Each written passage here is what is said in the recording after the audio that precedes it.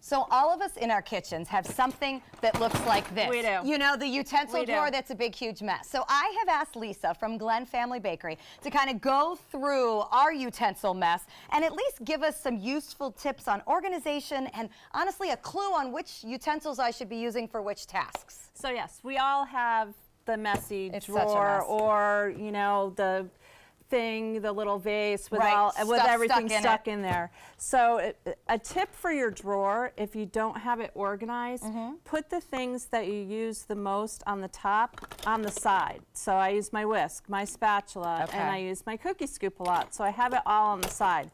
Everything else can kind of go to the other side where you're scraping through, but you want easy access. For so sure. if you don't have, you know, the little organizers, which would be the way to go. But sometimes they don't fit the odd-shaped and they things. don't fit your utensil necessarily. Yeah. All right, now I have a question because this is a huge debate in my house. Oh gosh. What you use a scraper for versus what you use a spoon for, and is it okay to use this on hot things or all of these things? So you pulled some for us. So I did.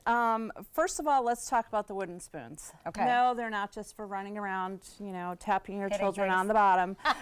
Wooden spoons are used for two things. One, to not transfer heat.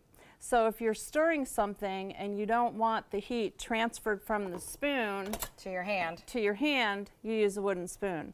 The other tip is in the baker's world or in the chef's world is when you coat the back of a wooden spoon, how well it sticks means it's set. So a lot of people will run their finger down if it doesn't bleed back in.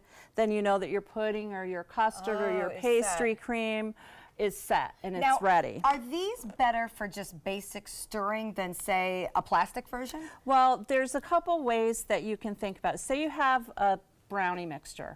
The best way for you to incorporate everything together is going to be a rubber spatula. And there's two types of rubber spatula. This one's a hard, straight spatula. So this is really good for folding. So you're getting underneath and folding back through without losing all of the air that's in your bowl. Right. However, the rubber spatula that has some give to it and that is curved, that's what you're going to use to take your cake mix out or your brownies out so you can get all the way to the bottom of the bowl and it's going to scrape. It's got a larger surface. Okay, now is it okay to make those heated and hot if you're working with a sauce or scrambling eggs? Or you can, however, you don't want to let this surface touch your pan surface. So it's okay for it to be within the food, but not necessarily touch the hot surface. So I should tell my husband itself. we don't scramble eggs with these. Right, exactly. That's a big debate or in my house. you can see on this one, we use it in the Cuisinart sometimes and it hits it the hits blade. the blade. So that's another reason. I'm glad your utensils look like that too. Now tell me about whisking because it's a command you see in recipes all the time. So whisking is used to incorporate air. And there's all of this surface that's open, and that's so the air can flow through. So often you'll see, like on the chef shows, you'll see people whipping cream like in a copper bowl. So it incorporates air. I love to use the whisk for eggs.